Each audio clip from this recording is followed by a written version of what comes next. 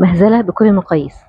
بقيت أشوف الحالات اللي بتابعها أطفال ومراهقين بقوا بيعانوا من أمراض كانت زمان بتظهر في الكبار بس: سمنة، سكر من النوع التاني، أمراض قلب وشرايين، ضغط، كوليسترول عالي. وده مش كلامي، دي الحقيقة اللي اثبتتها الدراسات الحديثة.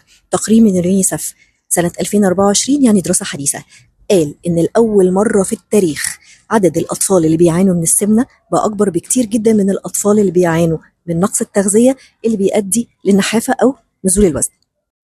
كمان دراسة في أسبانيا لقوا إن كل السناكس اللي بياخدوها الأطفال غير صحية على الإطلاق، تحتوي على السكر الأبيض والدقيق الأبيض والألوان الصناعية والدهون الغير صحية، وده بيسبب الإصابة بأمراض القلب والمناعة في سن مبكر جدا.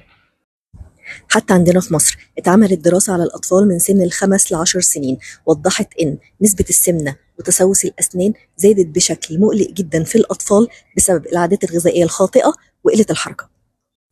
وحسب تقرير ال WHO منظمة الصحة العالمية، تقرير رسمي بيعلن تصنيف الالترا بروسيسد فود، اللحوم المصنعة، إنها كارسينوجينيك، أي مسببة للسرطان وخاصة سرطان القولون، وإن استهلاك 50 جرام بس من اللحوم المعالجة زي السوسيس واللانشون والهوت دوج يوميا بيزيد خطر الإصابة بسرطان القولون بنسبة 18%.